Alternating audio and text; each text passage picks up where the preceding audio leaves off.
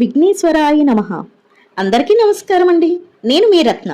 Welcome to our channel. Chaitra Pournami పైగా హనుమాన్ జయంతి రోజున మరీ ఇంతటి పవిత్రమైన విశేషమైన రోజు ఈ కథలను విన్నా, చదివినా, చెప్పినా, వినిపించినా జన్మల పాపాలు తొలగి కోటి జన్మల పుణ్యం వస్తుంది, సకల శుభాలు జరుగుతాయి.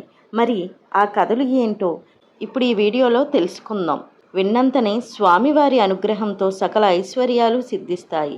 పరమ పవిత్రమైనటువంటి ఈ కథలను భక్తి శ్రద్ధలతో ఆలకించండి. పూర్వం కళంగా దేశంలో కృష్ణపురం అని ఒక చిన్న గ్రామం ఉండేది. ఆ గ్రామంలో విష్ణుభట్టు అని ఒక పేద బ్రాహ్మణుడు నివసిస్తూ ఉండేవాడు. తనకు వచ్చినటువంటి ఏదో చిన్నపాటి విద్యతో ఆ ఊరిలో పౌరహిత్యం నిర్వహిస్తూ ఉండేవాడు. అతను పుట్టుకతోనే అవిటివాడు. అయితే అలా అవిటివాడైనటువంటి విష్ణుభట్టుకు ఆ వచ్చినటువంటి సొమ్ముతో ఇల్లు గడవడం చాలా కష్టతరంగా ఉండేది. ఈ విధంగా తన పేదరికానికి ఎల్లప్పుడూ కూడా బాధపడుతూ ఉండేవాడు. ఆ యొక్క విష్ణుభట్టు తనను ఈ కష్టాల నుండి బయటపడేయమంటూ భగవంతుణ్ణి ప్రార్థిస్తూ ఉండేవాడు. ఆ ఊరిలో శ్రీ అభయాంజనేయ స్వామివారి ఆలయం ఉంది. ఆ దేవాలయం చాలా పురాతనమైన, అక్కడ ఉన్నటువంటి స్వామి ఎంతో మహిమ గలవాడిగా ఇరుగు పొరుగు గ్రామాల్లో ప్రసిద్ధి చెందాడు. ప్రతి సంవత్సరం ఆ దేవాలయంలో ఎన్నో ఉత్సవాలు జరుగుతూ ఉండేవి. ఉత్సవ సమయాల్లో జనం తండోపతండాలుగా ఆ ఆలయానికి వచ్చేవారు. ఇరుగు పొరుగు ఊర్ల నుండి కూడా బళ్ళు కట్టుకొని మరీ పిల్లా పాపలతో కలిసి వచ్చేవారు. ఉత్సవం జరిగినన్ని రోజులు ఊరంతా కూడా పండగ వాతావరణం ఏర్పడేది. ఆంజనేయ స్వామి వారి దేవాలయాన్ని రకరకాల పుష్పాలతో అద్భుతంగా అలంకరించేవారు. ప్రతి సంవత్సరం లాగానే ఆ ఏడు కూడా ఉత్సవాలు ఎంతో ఘనంగా జరుగుతూ ఉంటాయి. ప్రతిరోజు హనుమంతుల వారికి ఎన్నో ప్రత్యేక పూజలు నిర్వహిస్తూ ఉంటారు.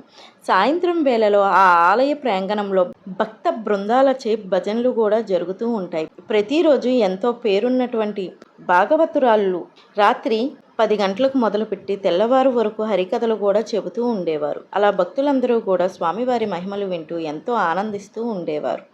ఆ రోజు మంగళవారం స్వామివారిని సింధూరంతో ఎంతో అద్భుతంగా అలంకరిస్తారు. అలా ఎంతో దివ్యమైనటువంటి తేజస్సుతో ప్రకాశిస్తున్నటువంటి స్వామి రూపాన్ని దర్శించి భక్తులందరూ కూడా తన్మయులు అవుతారు. హనుమంతుల వారికి భక్తులంటే ఎంతో వాత్సల్యం. ఎటువంటి కష్టాలలో ఉన్న స్వామిని తలిస్తే ఆ కష్టం క్షణంలో తొలగిపోతుంది. తలపెట్టినటువంటి ఏ కార్యాన్నైనా విజయవంతంగా జరగాలంటే స్వామివారిని ఆరాధిస్తే ఆ పని చక్కగా నిర్విఘ్నంగా జరుగుతుంది. ఎంతటి అనారోగ్యవంతులైన స్వామిని నిత్యం ఆరాధిస్తే త్వరలోనే రోగ విముక్తులు అవుతారు. అలా విష్ణుభట్టు కూడా రోజు జరిగేటటువంటి ఆ కార్యక్రమాలలో పాల్గొంటూ ఉండేవాడు. ఈ సంవత్సరమైనా తన కష్టాలు తొలగిపోతే బాగుండని చెప్పి స్వామిని ప్రార్థిస్తాడు. పుట్టుకతో ఉన్నటువంటి అవిటితనంతో పాటు విష్ణుభట్టుకు ఈ మధ్యనే ఒక చర్మ వ్యాధి కూడా పట్టుకొని ఎన్ని వైద్యాలు చేసినా అసలు తగ్గేది కాదు. పూట గడవడం కష్టంగా మారిపోతుంది. ఎన్నో రకాల మూలికా వైద్యం చేయించుకున్నప్పటికీ ఏమాత్రం అతనికి ఉపశమనం కలగడం లేదు. అలా విష్ణుభట్టు ఇదంతా కూడా పూర్వజన్మ కర్మఫలంగా భావిస్తాడు. ఒక రోజున సాయంత్రం ఆలయంలో అతనికి పొరుగురు నుండి ఈ యొక్క ఉత్సవాల నిమిత్తం వచ్చినటువంటి ఒక పండితుడు కనిపిస్తాడు. విష్ణుభట్టు అతనికి నమస్కరించి తన కష్టాలన్నింటినీ కూడా చెప్పుకుంటాడు. ఈ కష్టాల నుండి బయటపడే ఉపాయం ఏదైనా చెప్పమంటూ ప్రాధేయపడతాడు. అప్పుడు ఆ పండితుడు విష్ణుభట్టుతో ఇలా అంటాడు: నాయనా, నీ బాధను నేను తెలుసుకున్నాను. ఎంతటి వారికైనా పూర్వజన్మ కర్మఫలం అనుభవింపక తప్పదు కదా. నీవు మునుపటి జన్మలో ఈ ఊరికి 40 మైళ్ళ దూరంలో ఉన్నటువంటి అచ్యుతాపురంలో ఆంజనేయ స్వామి వారి యొక్క దేవాలయంలో పూజారివి. అయితే ఏ జన్మలో ఎన్నో పాపకార్యాలు చేసి ఉంటావు. అలాగే స్వామి ఆలయ పూజారిగా కూడా ఉన్నావు. అయితే ఏమాత్రం నీవు నియమనిష్టలను ఆచరించకుండా పరస్త్రీ వ్యామోహం, చోరతనం వంటి దురలవాట్లకు లోనయ్యావు. అలా చేసినటువంటి పాప కార్యాల ఫలంగానే ఇదిగో ఈ జన్మలో ఇన్ని కష్టాలు అనుభవిస్తున్నావు. వీటికి ఒక్కటే ఒక పరిహారం ఉంది. వరుసగా 7 శనివారాలు ఉదయాన్నే శుచిగా స్నానం చేసి నియమనిష్టలతో పూర్తిగా ఉపవాసంతో ఉంటూ ఈ ఆలయాన్ని శుభ్రపరిచి రోజంతా కూడా స్వామినే తలుస్తూ ఆలయం శుభ్రంగా ఉండేలాగా చూడు. ఈ విధంగా 7 శనివారాలు ఆ స్వామి సేవ చేస్తే నీ పూర్వజన్మ పాపం అంతా కూడా తొలగిపోయి అంతా శుభం కలుగుతుందని చెప్తాడు. విష్ణుభట్టు ఆ పండితుడికి నమస్కరించి తప్పకుండా ఆ విధంగా చేస్తానని చెబుతాడు. అలా విష్ణుభట్టు ఆ పండితుడు చెప్పినట్లుగా చెయ్యడానికి నిశ్చయించుకుని ఆ వారంలో వచ్చినటువంటి శనివారంతో మొదలు పెడతాడు. ఉదయాన్నే స్నానం చేసి హనుమంతుల వారి ఆలయానికి వెళ్ళి అక్కడ చీపురు తీసుకొని ఆలయమంతా శుభ్రం చేస్తాడు. అవిటితనం వలన శరీరం కొంచెం శ్రమగా అనిపిస్తుంది. అయినా పట్టు వదలక రాత్రి దాకా ఆలయంలోనే ఉండి రాత్రి స్వామివారి ప్రసాదం తీసుకొని ఇంటికి వెళ్తాడు. అలా 6 వారాల పాటు నియమనిష్టలతో ఆ పండితుడు చెప్పిన విధంగా స్వామివారి సేవ చేసుకుంటాడు. అలా 6 వారాలు గడిచిపోతాయి. 7వ శనివారం వస్తుంది. ఉదయాన్నే స్నానం చేసి శుభ్రమైనటువంటి దోవతి కట్టుకొని ఆలయానికి వస్తాడు. అంతకుముందు రాత్రి పెద్ద గాలివాన రావడంతో ఆలయం అంతా రాలినటువంటి చెట్ల ఆకులతో ఎంతో దుమ్ముతో నిండిపోయి ఉంటుంది. ఆలయం అంతా శుభ్రం చేసేటప్పటికి మధ్యాహ్నం 2 గంటలు అవుతుంది. ఎంతో శ్రమగా అనిపించి విష్ణుభట్టు ఆలయ మండపంలో స్తంభానికి ఆనుకొని కూర్చుంటాడు. నీరసంగా ఉండటం వలన కొద్దిగా కునుకు పడుతుంది. నెమ్మదిగా నిద్రలోకి జారుకుంటాడు. ఆ నిద్రలో విష్ణుభట్టుకు ఒక కల వస్తుంది. ఆ కలలో ఎంతో దివ్యమైనటువంటి తేజస్సుతో ప్రకాశిస్తూ ఉన్నటువంటి హనుమంతుల వారు దర్శనం ఇస్తారు. కలలో స్వామివారు వజ్ర వైడూర్యాలతో మెరిసిపోతూ ఉన్నటువంటి కిరీటాన్ని ధరించి ఉంటారు. మెడలో ప్రకాశిస్తున్నటువంటి కంఠాభరణంతో అద్భుతమైనటువంటి పూలమాలతో, చెవులకు దివ్యమైనటువంటి సువర్ణ కర్ణాభరణాలతో, చేతులకు కాళ్ళకు బంగారు కడియాలతో స్వామి ఎన్నో దివ్యాభరణాలతో, దివ్య మందహాసంతో, కన్నుల్లో కరుణ రసంతో విష్ణుభట్టుకి దివ్యమైనటువంటి దర్శనాన్ని ప్రసాదిస్తాడు.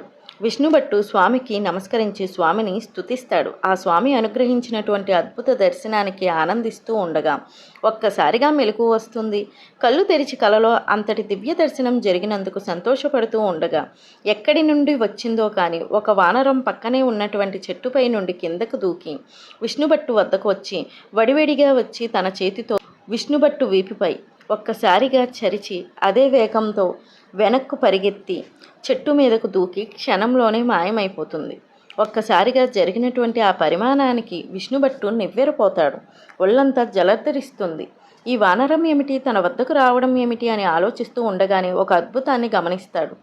తన అవిట్టితనం పూర్తిగా మాయమైపోతుంది. అంతేకాదు విష్ణు శర్మకు ఉన్నటువంటి చర్మవ్యాధి కూడా క్షణంలో మాయమవుతుంది.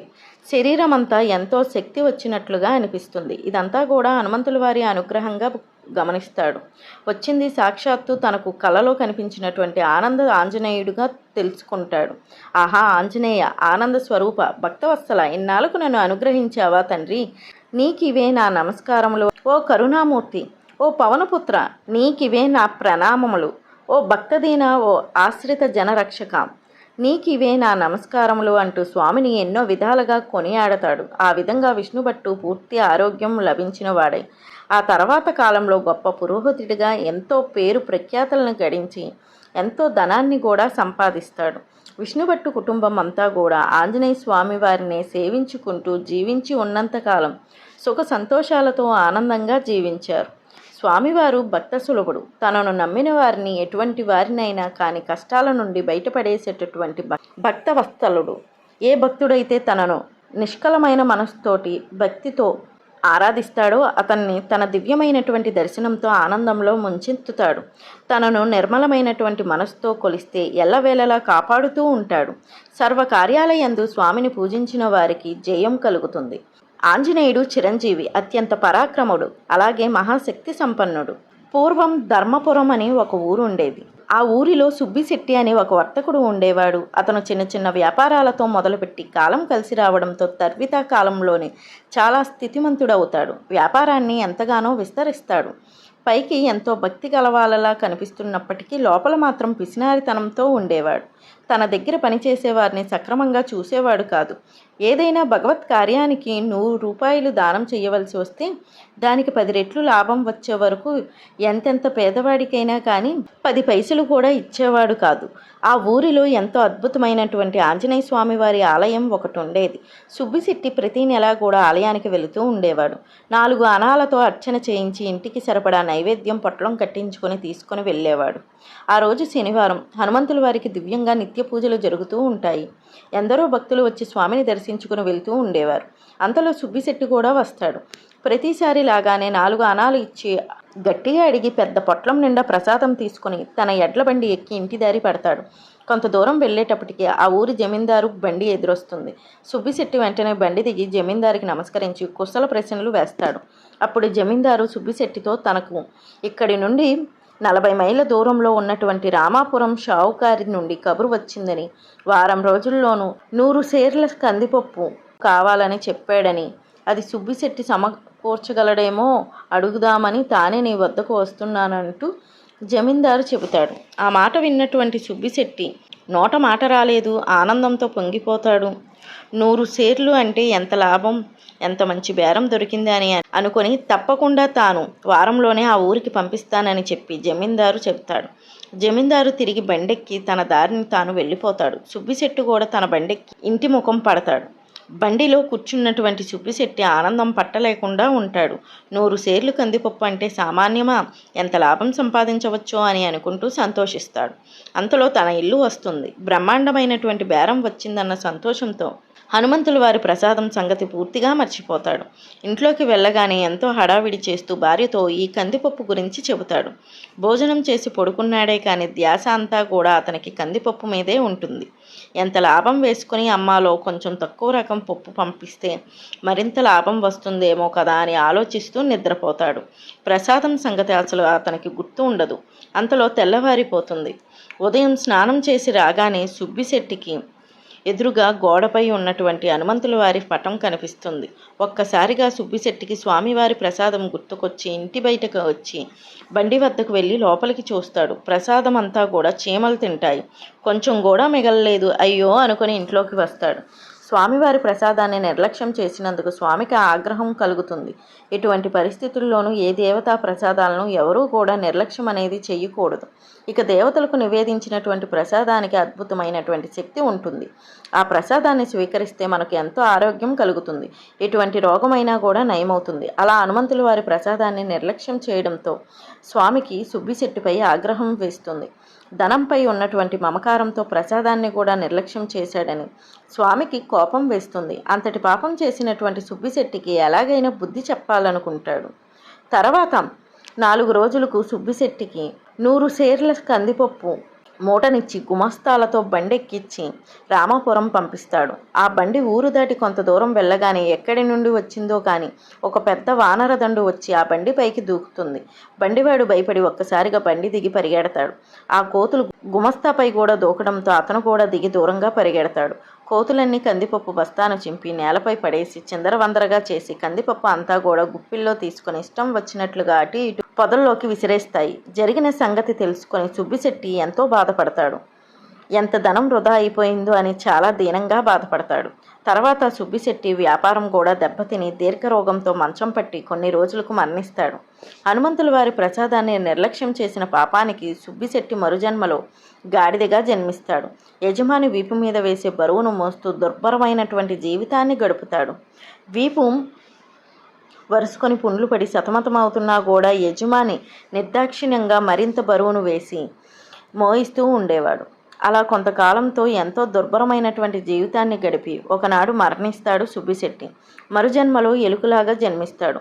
భగవంతుడి ఎడలా చేసేటటువంటి ఏ పాపమైనా కానీ జన్మల యందు బాధిస్తూ ఉంటుందంట. అంత త్వరగా విడిచిపెట్టదు. అందులోనూ హనుమంతుల వారి ఆగ్రహానికి పాత్రులైన వారు మరింతగా శిక్షను అనుభవిస్తారు. ఎలక రూపంలో జన్మించినటువంటి సుబ్బిశెట్టి గోధుమల్లోనూ వంట చేలల్లోనూ పరిగెడుతూ కాలం వెళ్ళబుచ్చుతూ చివరికి ఒకనాడు ఒక పిల్లి కంటపడి ఘోరంగా చంపబడతాడు. తర్వాత జన్మలో సుబ్బిశెట్టి చిలక రూపంలో జన్మిస్తాడు. ఆ చిలక ఆ చెట్టు ఈ చెట్టుపై ఎగురుతూ ఒకనాడు ధర్మపురం ఆంజనేయ స్వామి వారి గుడికి చేరుకుంటుంది. ఆ గుడి ఆవరణలో ఉన్నటువంటి చెట్టుపై వాలగానే చిలుకకు తన పూర్వజన్మ వృత్తాంతం గుర్తుకొస్తుంది. స్వామివారి ప్రసాదం నిర్లక్ష్యం చేయడం వల్లనే ఇన్ని కష్టాలు పడవలసి వచ్చిందని చెప్పి తెలుసుకుంటుంది. తన పాపానికి ప్రాయశ్చిత్తం చేసుకోవాలనుకుంటుంది. ఆ చెట్టుపైనే ఉంటూ భక్తులు తిని పడివేసినటువంటి ఎంగిలి దొప్పల్లో ఉన్నటువంటి మెతుకులను తింటూ కాలం గడుపుతూ ఉంటుంది ఆ చిలక. రోజు ఆవరణలో అటు ఇటు ఎగురుతూ నేలపై ఎక్కడ చిన్న ప్రసాదం మొక్కనైనా మెతుకునైనా కనిపిస్తే దానిని ముక్కును కడుచుకొని చెట్టుపైకి ఎక్కి అదే మహాభాగ్యంగా చిలక రూపంలో జన్మించినటువంటి సుబ్బిశెట్టి తింటూ ఉండేవాడు. ఈ విధంగా సంవత్సర కాలం గడిపి ఒకనాడు పెద్ద గాలివానకు తట్టుకోలేక మరణిస్తాడు. రోజు అలా స్వామివారి ప్రసాదం తిన్నటువంటి పుణ్యం చేత తిరిగి మానవ జన్మనెత్తి అదే ఊరిలో అర్చకుడి కుటుంబంలో జన్మించి ఆంజనేయ స్వామి వారి యొక్క అనుగ్రహాన్ని పొంది నిత్యం కూడా స్వామిని సేవిస్తూ ధర్మ పదంలో జీవించాడు. ఎంతో మంచి అర్చకుడిగా స్వామివారికి ప్రియభక్తుడిగా పేరు సంపాదించి జీవించి ఉన్నంతకాలం సుఖంగా జీవించి చివరికి ముక్తిని పొందాడు. స్వామివారి ప్రసాదానికి ఉన్నటువంటి మహత్యం అంతటిది. మరి స్వామికి నివేదించినటువంటి ఏ పదార్థమైనా అమృత తుల్యమవుతుంది. కాబట్టి కళ్ళు అద్దుకొని స్వీకరించిన వారికి సర్వరోగాలు నశిస్తాయి.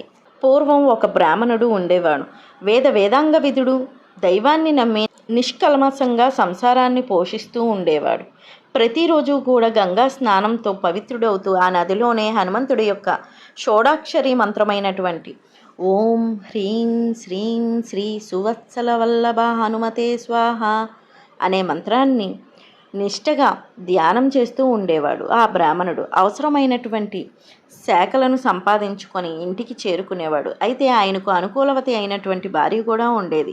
దీనికి కూడా చింతించకుండా గుట్టుగా సంసారాన్ని గడుపుతూ ఉండేది మహాపతివ్రత. అసంతృప్తి అనేది లేకుండా చక్కగా ఆ కుటుంబం జీవనం సాగిస్తూ ఉండేది. గంగా స్నానం, హనుమ జపంతో జీవితానికి సార్థకత్వం పొందుతూ ఉన్నటువంటి ఆ యొక్క కపిలుడికి ఒకరోజు సువర్చల మనోహరుడు, భక్తవత్సలుడు, రామబంటు, భక్త శిఖామణి ప్రత్యక్షమవుతాడు. హనుమంతుడు 4 భుజాలతోనూ, చంద్రకాంతితోనూ, తెల్లని యజ్ఞోపవీతంతోనూ, నవరత్నాలతో ఉన్నటువంటి కుండలాలతోనూ స్వామివారు ప్రత్యక్షమవుతారు. స్వామిని చూసినటువంటి ఆనందం కపిలుడు దివ్య స్తోత్రాలు చేస్తూ పులకితుడవుతాడు. ఆనందంతో అతనికి మాటలు కూడా రావు. కొంతసేపటికి ఆ ఆశ్చర్యం నుండి తేరుకుంటాడు. స్వామి హనుమ, నిన్ను చూసి నా జన్మ ధన్యమైంది. ఇక నాకు నా గృహం మీద విచారం లేదు. స్వామి, నేను భక్తితో సమర్పించేటటువంటి ఈ యొక్క పుష్పాలను స్వీకరించు అంటూ ఒక గొప్ప స్తోత్రం చేస్తాడు కపిలుడు. ఆ స్తోత్రానికి అర్థం ఏమిటంటే, ఓ సూర్యదేవుడి పుత్రిక అయినటువంటి సువర్చల, నీ భార్య కదా. నువ్వు కట్టింది బంగారు బట్టలు, కుండలాలు, రత్న మాణిక్యాలతో విరజిల్లుతూ ఉంటావు. మెడలో తెల్లని ముత్యాల హారంతో సుగ్రీవుడు, అంగదుడు, గంధమాదనుడు మొదలైనటువంటి హేమీలు నిన్ను ఎప్పుడూ కూడా కొలుస్తూ ఉంటారు. స్వామి, నువ్వు సంపూర్ణ కాముడివి. నీకు నేను ఏమిచ్చి సంతృప్తి చెందించను అంటూ స్తోత్రం చేస్తాడు. ఆ స్తోత్రాన్ని ఆలకించినటువంటి హనుమంతుడు కపిలుడికి రాగాలు ఏమీ లేవని, కేవలం మోక్షం మాత్రమే అతని అభిలాష అని చెప్పి తెలుసుకుంటాడు. అలా కపిలుడు హనుమతో అతని వెంట ఉన్నటువంటి పరివారం యొక్క వివరాలు తెలియజేయవలసిందిగా ప్రార్థిస్తాడు. అందుకు అనుగ్రహించినటువంటి హనుమంతుడు, ఓ కపిల, పర్వతం వలె శరీరం ఉన్నవాడు గంధమాదనుడు. గైరికాది ధాతువులతో, బంగారు అరటి తోటలతో శోభిస్తూ ఉంటాడు. మిగిలిన వారందరూ మహామహులు. వారందరూ కూడా నాకు ఇరువైపులా ఉండేటటువంటి పార్షాదులు. వారే జాంబవంతుడు, వినతుడు, నీలుడు, పనసుడు, సుసేనుడు, మైందుడు, ద్విదుడు అంటూ వివరిస్తాడు. వారందరూ కూడా మహాబలాద్యులు, కార్యదక్షులు అని చెబుతాడు. కపిల్ని ఆప్యాయంగా పిలుస్తూ, కపిల, రోజు నువ్వు నాకు అభిషేకం చేస్తూ ఉంటావు కదా. ఇలా అభిషేకం చేసి ధూపదీప నైవేద్యాలు సమర్పిస్తూ ఉంటావు కదా. నీ అభిషేక జలం చూసావా? ఒక ఏరుగా మారింది. దానికి వాలసాగరం అని పేరు ఏర్పడుతుంది. ఇందులో ఎవరైతే స్నానం చేస్తారో వారు పవిత్రులు అవుతారు. వారి కోరికలు తీరుతాయి. ముందుగా నా భక్తులైనటువంటి వీరిని పూజించి ఆ తర్వాతే నన్ను పూజించాలి. నా భక్తులకు అవమానం జరిగితే నాకు అవమానం జరిగినట్టే. నా అవతారాలు, రూపాలు వేల కొద్దీ ఉన్నాయి. ఎవరు ఏ భావంతో ఏ రూపాన్ని ధ్యానించి పూజిస్తారో వారికి ఆ రూపంతో నేను అనుగ్రహిస్తానని ఆశీర్వదించి హనుమంతుడు పరివారంతో సహా అదృశ్యుడు అవుతాడు.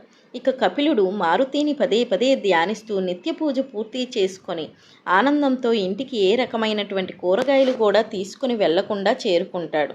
జరిగినటువంటి విషయమంతా కూడా భార్యకి పోసగుచ్చినట్లుగా తెలియజేస్తాడు. ఆమె కూడా చాలా సంతోషించి హనుమంతుల వారి దర్శనం లభిస్తే ఇక ఏ లోటు ఉండదంటూ ఏమీ తీసుకురాలేకపోయినా బాధపడవద్దులే అని చెప్పి ఊరడిస్తుంది. అయినా పిల్లల ఆకలి చూసి, వారికి బట్టలు లేకపోవడం చూసి మనసులో చాలా బాధపడుతుంది. బయటకు చెబుతుంది, స్వామి, మీరు నిత్యం కూడా స్నాన సంధ్యాదులు విధి తప్పకుండా చేస్తూ ఉంటారు కదా. వేద శాస్త్రాలు అన్నీ కూడా చక్కగా చదువుతారు. అంత మాత్రం చేత మన ఆకలి అయితే తీరదు కదా. మా తండ్రికి మీ అసమర్థత ఏమిటో తెలియక నన్ను మీకు ఇచ్చి వివాహం చేశాడు. మన పిల్లలకు కానీ నాకు కానీ సరైన బట్టలు కూడా లేవు. చిరిగిన వాటితో కాలక్షేపం చేస్తున్నాము. అడవిలో దొరికే కందమూలాలతో ఇంతవరకు ఆహారంగా తీసుకున్నాం. మన దారిద్ర్యాన్ని తీర్చలేనటువంటి ఆ ఆంజనేయుడు భజన వ్యర్థం కదా. ఆయన భజనతో జీవితాంతం గడిపేశావు. ఫలితం ఏం దక్కింది? ఏమీ దక్కలేదు. ఎక్కితే ముందుకు నడవని గుర్రాన్ని ఎవరైనా విడిచిపెడతారు. మీరు ఇంకా ఆ హనుమన్నే పట్టుకొని పాకులాడుతున్నారు. ఏమిటి? వదిలి వేరే ఎవరినైనా ఆశ్రయించవచ్చు కదా అంటూ అతి నిష్ఠూరంగా ఉంటుంది. ఆ మాటలు భరించలేక భగవంతుణ్ణి దూషించడం పాపం అంటూ హితవు చెప్పి అతను లోపలికి వెళ్ళిపోతాడు. అంతలో హనుమ ప్రత్యక్షమవుతాడు. జరిగిందంతా కూడా కపిలుడి ద్వారా వింటాడు. విచారించవద్దని చెబుతాడు. అతని భక్తికి సంతోషించానని దరిద్రం పోవడానికి ఒక మార్గం చూశాడు. వాళ్ళ ఇంటి వెనుక ఒక రేగి చెట్టు ఉంటుంది. ఆ రేగి చెట్టు మొదట్లో ధనరాశి ఉందని దాన్ని తెచ్చుకొని అనుభవించమంటూ భార్యతో చెప్పమని చెప్పి అదృశ్యమవుతాడు. మారుతి ఆ విషయం అంతా కూడా భార్యకు చెబుతాడు. కపిలుడు ఆమె అస్సలు నమ్మదు. మోసం అంటుంది. నిజంగా మన మీద మీ ఆంజనేయుడికి అంత అనుగ్రహమే ఉంటే ఆయనే ఆ ధనాన్ని తీసుకొని వచ్చి మనకే ఇచ్చేవాడు కదా అంటూ విసుక్కుంటుంది. అతని మనసు తీవ్రంగా శోభిస్తుంది. ఇక ఆ రాత్రి కపిలుడి భార్య నిద్రించిన సమయంలో హనుమంతుడు రేకు చెట్టు కింద ఉన్నటువంటి ధనరాశులతో ఉన్న పెట్టెను బయటకు తీసి దాన్ని తన శిరసు మీద ఉంచమంటూ కపిలుడికి చెబుతాడు. కపిలుడు భయకంపితుడై అంత బరువుతో ఉన్నటువంటి పెట్టెను హనుమ శిరసు మీద పెట్టలేనంటూ ఏడుస్తాడు. క్షమించమంటూ ప్రార్థిస్తాడు.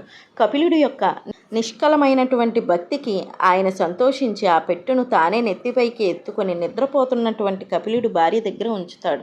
హనుమంతుడు ఆప్యాయంగా కపిలుడిని దగ్గరికి తీసుకొని కౌగిలించుకుంటాడు. నీకు ముక్తికి తగినటువంటి యోగ్యతను ఇస్తున్నాను కపిల, ఇదే నీకు నేను ఇచ్చేటటువంటి చివరి ధనం అని చెప్పి అదృశ్యమవుతాడు.